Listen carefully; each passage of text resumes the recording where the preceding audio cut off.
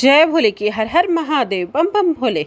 आज मैं आपको सुख सागर 11वें स्कंद का 21वां अध्याय सुना रही हूँ। द्रव पदार्थ आदि के दोष और गुण गान, अरो सकाम पुरुष निमित्त रूप रहस्य बख्यान।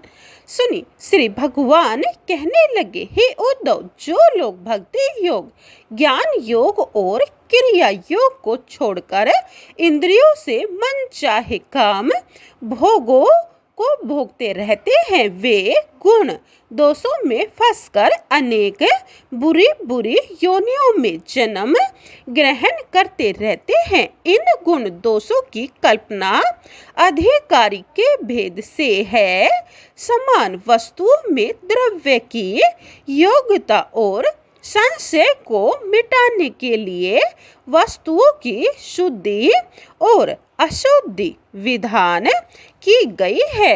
उनमें धर्म और अधर्म के लिए शुद्धि और अशुद्धि, व्यवहार के लिए गुण और दोष, लोक यात्रा के लिए शुभ और अशुभ, यह सब आचार कर्मों में फंसे हुए मनुष्य के लिए मनो आदि के रूप में मैंने ही दिखाया है। कर्मों के संकुचित करने के लिए देश काल आदि के गुण दोषों का विधान मैंने ही किया है। देशों के कृष्णसार मृग रहित देश अपवित्र है और द्रव्य आदि की संपत्ति युक्त होने पर काल यानी समय शुद्ध है। द्रव्य संपत्ति से हीन तथा सूतक आदि से संयुक्त समय अशुद्ध होता है। वस्त्र आदि की शुद्धि जल से होती है। मूत्र आदि से वस्त्र की अशुद्धि हो जाती है। जल छिड़कने से फूल आदि पदार्थ शुद्ध हो जाते हैं। सूंघने से अपवित्र हो जाते हैं। वासी अन्न अपवित्र है। बहुत से जल की चांडाल आदि के छूने पर भी शुद्धि और थोड़ा जल चांडाल आदि के स्पर्श से अशुद्ध हो जाता है। ग्रहण तथा सूतक का अंत अशुद्ध है और असमर्थों यानी बालक, वृद्ध, रोगियों के लिए वह शुद्ध है। अन्न, लकड़ी, हाथी दांत, हड्डियां, तेल, घी, सोना, रस, पारा आदि तेजस पदार्थ, चाम और घड़ा आदि पदार्थ समय पर अपने आप हवा के लगने से, आग में जलाने से, मिट्टी से मांजने पर या जल से धोने पर पवित्र हो जाते हैं।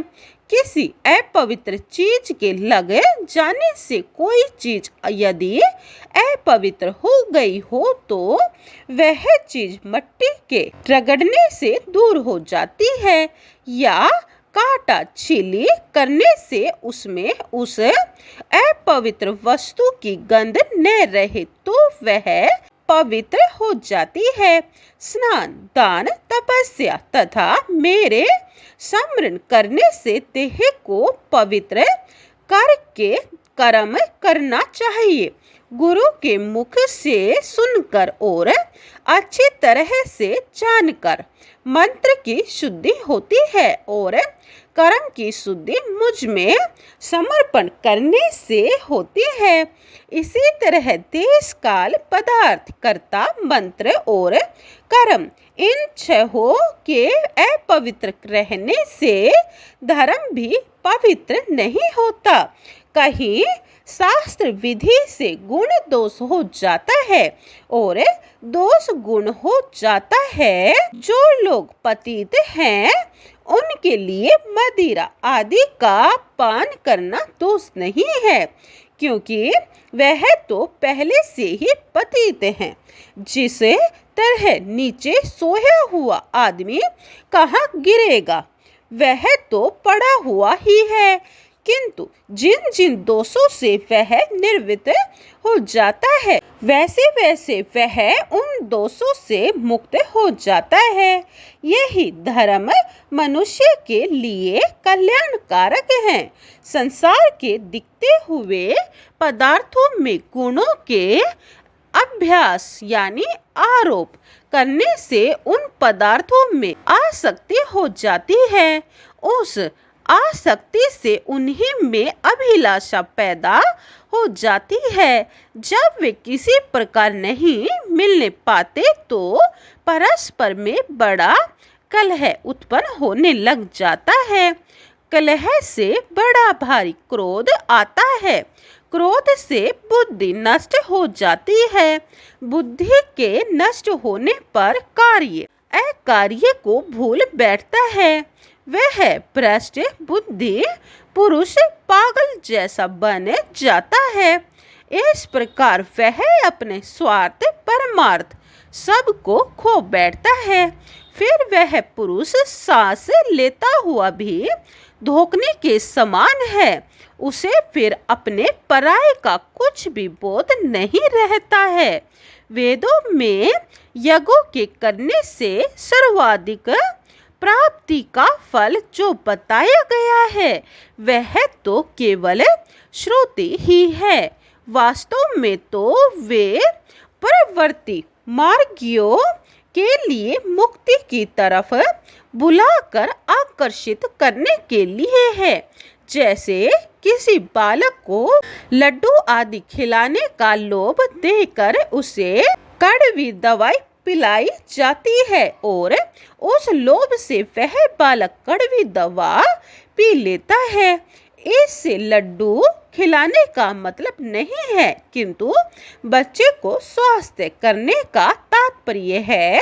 संसारी पुरुषों की विषय भोगों में तथा स्त्री पुत्रों में आरंभ से ही आसक्ति होती ही है और वह आसक्ति आत्मोन्नति में बाधाएं पटकती रहती है। उनमें फंसे होने के कारण ही प्राणियों को जन्म मृत्यु के चक्कर में पड़कर अनेक योनियों में भटकना पड़ता है।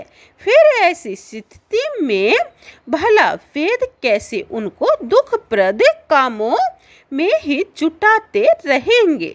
इस प्रकार तो वेद ही लोगों को संकट में डालने वाले सिद्ध हो जाएंगे और फिर इस तरह वेदों की बातों को कोई क्यों मानेगा। वेदों के अभिप्राय को न जानकर कुछ अज्ञानी पुरुष फल श्रुति को सत्य बताया करते हैं। विषय भोगों में फंसे हुए कामी लोभी पुरुषों की रंग बिरंगे फूलों के समान स्वर्ग आदि लोगों को ही परम फल मानते हुए यज्ञों के द्वारा अपने ज्ञान को भूलकर आत्म तत्व को नहीं जान पाते। हे उद्धव, इस प्रकार अपने प्राणों के तृप्त करने में लगे हुए वे लोग हृदय में विराजमान होकर स्थिर हुए मुझको नहीं जानते। जैसे अंधकार में धुंधली आंखों वाले पुरुषों को कुछ नहीं सूझता है, वे तो कर्म को ही साधन मानते हैं और खाने पीने मौज उड़ाने को ही उत्तम फल मानते हैं। हे उद्धव, मेरा मत हिंसा के सर्वथा विरोध है, परंतु वे लोग इस कूढ़ अभिप्राय को न जानकर यही समझते रहते हैं कि वेदों का अभिप्राय हिंसा करने में ही है।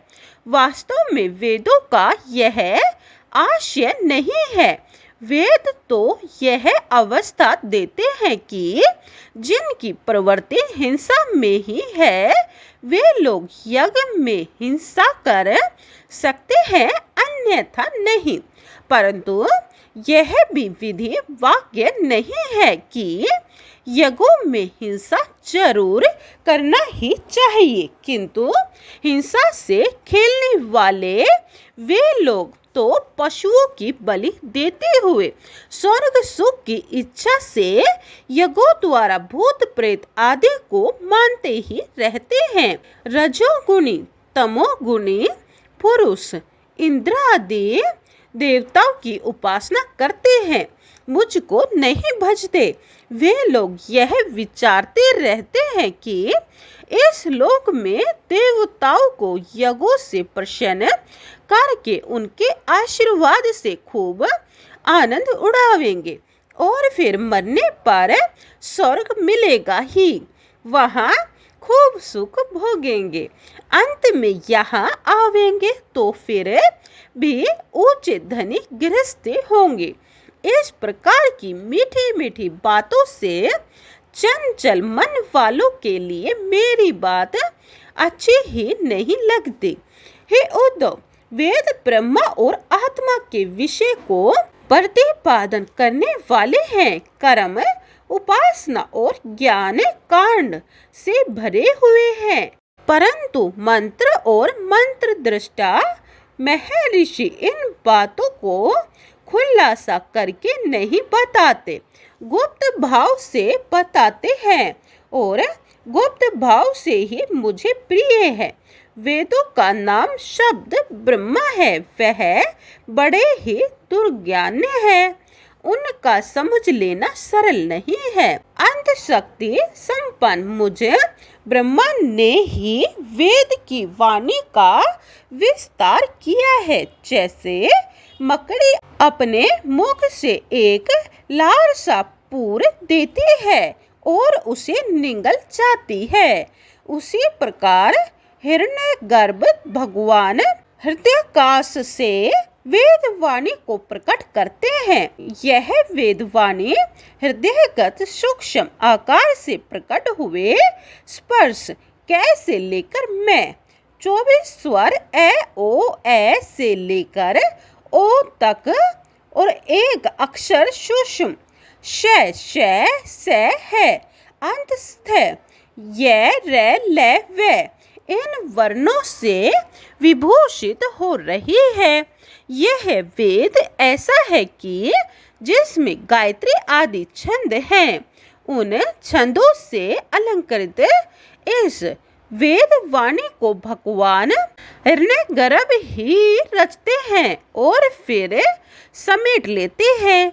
गायत्री 24 अक्षरों का छंद है, औष्णिक 28 का, कन्या और अति विराट 64 अक्षरों के हैं।